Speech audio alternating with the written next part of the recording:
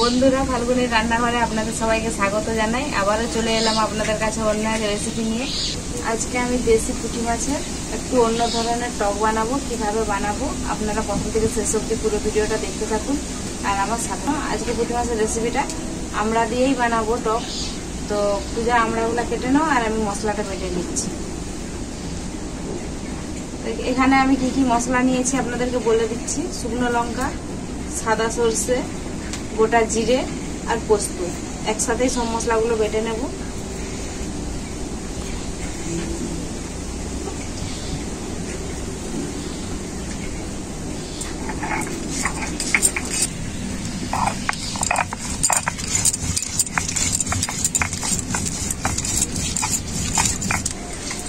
এরকম করে আমি সব আমড়াগুলো কাটে নেব।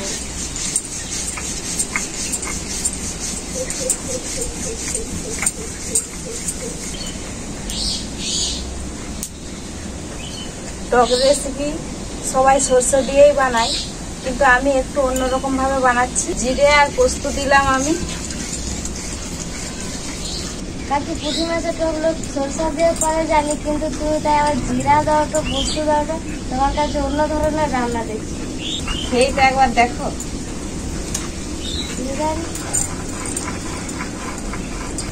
মশলাটা আমার বাটা হয়ে গেল, আমি এখন তুলে নেব।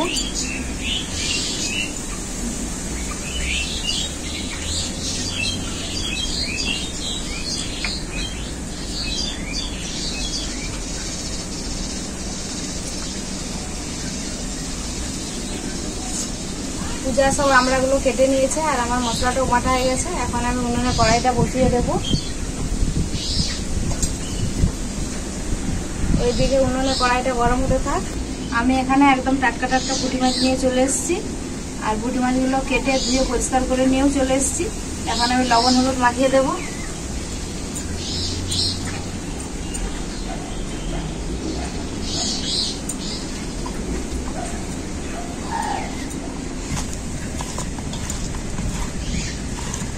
কড়াই খুব ভালোভাবে গরম হয়ে গেছে। কড়াইতে এখন সরষের তেল দিয়ে দেবো মাছটা ভাজার জন্য।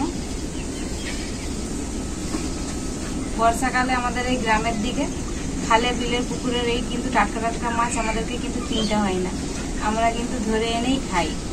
তেলটা খুব ভালোভাবে গরম হয়ে গেছে। এখন আমি মাছগুলো ভেজে নেব।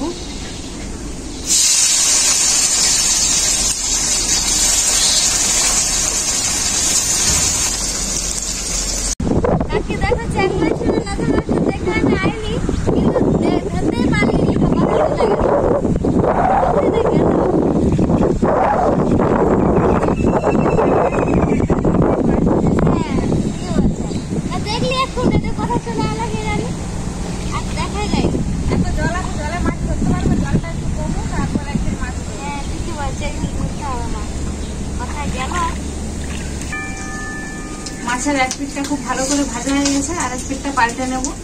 আর আজকে মাছগুলো কিন্তু আমি একটু কড়া করেই ভাজবো, যেহেতু টকে দেব। মাছগুলো আমার খুব ভালো করে ভাজা হয়ে গেছে, আমি এখন নামিয়ে নেব।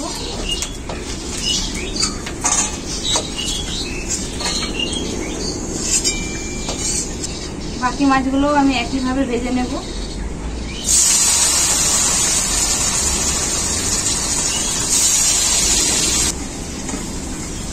পুরো মাছ ভাজাগুলো খেয়ে দেখো কেমন, একদম টাটকা মাছের ভাজা।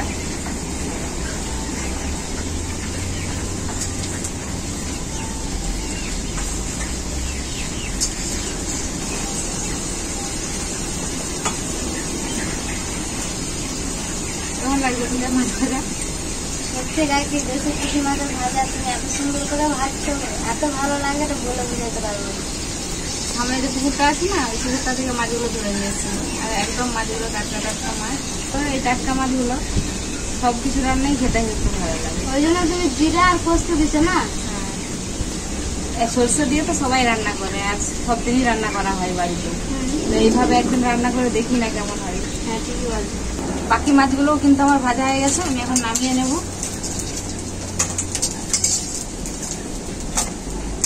মাছগুলো কিন্তু ভাঙেনি ফুলে, গোটা গোটাই উঠেছে।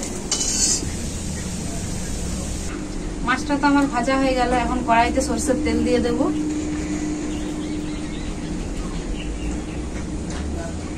তেলটা খুব ভালোভাবে গরম হয়ে গেছে, আমি ফোড়নে দিয়ে দেবো কালো সরষে,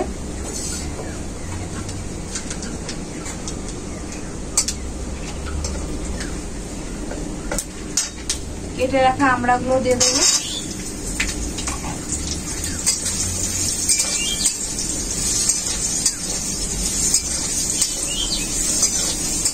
তেলের মধ্যে আমড়াগুলোকে একটু ভালো করে ভেজে নেব। এরপর আমড়াগুলো তেলের সঙ্গে ভাজলে কি হয়? আজকে তো অন্যভাবে একটু রান্না করছি, জল দিয়ে তো আমড়াগুলো সেদ্ধ করিনি, তাই একটু ভেজে নিচ্ছি, তাহলে তাড়াতাড়ি সেদ্ধ হয়ে যাবে আমড়াগুলো। আমড়াটাকে হালকা করে ভেজে নিয়েছি, এখন বেটে রাখা মশলাটা দিয়ে দেব, জিরে, সরষে আর পোস্ত,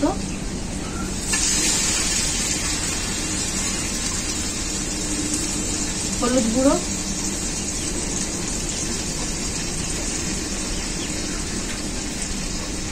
লবণ পরিমাণ মতো। মশলাটাকে আমরা সাথে খুব ভালো করে কষিয়ে নেব। এই দেখো কাকি, সত্যিকারের মাছ ছিল, বড় মাছটা তো পালিয়ে গেছে মনে হয়। এই দেখো ছোট মাছটা, হ্যাঁ ছাড়ে দেই, চ্যাংলা ঠামাছের বাচ্চা, এই দেখো ছোটটা চলে গেল।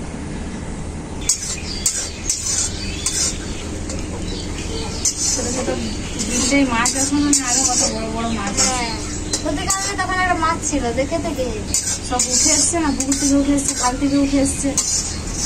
দেখো একটু জলটা কম, এখন জলটা আছে ধরতে পারবে। মশলাটা খুব ভালো করে কষিয়ে নিয়েছি আমড়ার সাথে, এখন পরিমাণ মতো জল দিয়ে দেবো।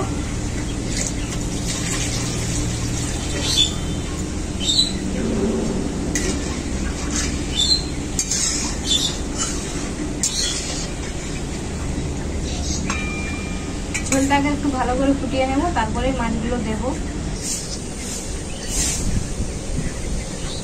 ঝোলটা খুব ভালোভাবে ফুটে গেছে, এখন ভেজে রাখা মাছগুলো দিয়ে দেব। ভাজা মাছগুলো দেওয়ার পর ঝোলটাকে কিছুক্ষণ ফুটিয়ে নেব। মাছটা দেওয়ার পর ঝোলটা খুব ভালোভাবে ফুটে গেছে। আমরা একটু বেশি টক হয়, টকটা ব্যালেন্স করার জন্য অল্প একটু চিনি দিয়ে দিচ্ছি। চিনিটা দিলে স্বাদটাও ভালো হয়।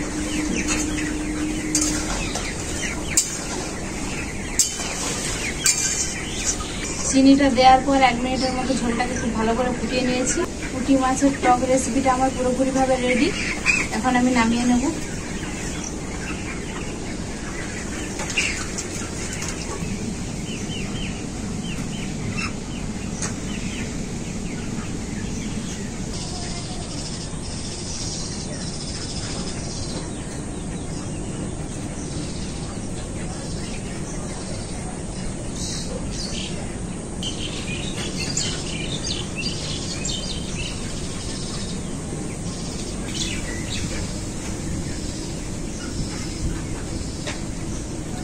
সত্যি মাছটা ভাজাও ভালো হয়েছে, আর টকটাও কিন্তু খুব ভালো হয়েছে। সত্যি মাছের টকটা এত সুন্দর হয়েছে, টকটা খায় মুখটা একবার ছাড়ে গেল।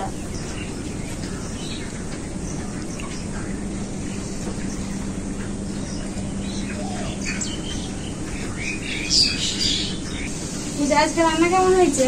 রান্না একদম সুপার হিট। সত্যি কাকি প্রথমবার দেখি তোমার এরকম টক রান্না, সরষা, জিরা, পোস্ত দিয়ে। ভাবতে পারিনি যে এরকম করে টক রান্না করলে এরকম ভালো হবে। তো বন্ধুরা, আপনারা তো দেখলেনই কিরকম ভাবে পুঁটি মাছের টক রান্নাটা আমি করলাম। তো পূজা তো সবকিছু বলেই দিয়েছে, আমার আর নতুন করে কিছু বলার নাই। আপনারা বাড়িতে অবশ্যই টক রান্নাটা এভাবে বানিয়ে খাবেন, খেয়ে আমাকে কমেন্ট করে জানাবেন যে কেমন হয়েছে। যদি ভিডিওটা ভালো লেগে থাকে, লাইক, শেয়ার, সাবস্ক্রাইব করে অবশ্যই আমার পাশে থাকবেন।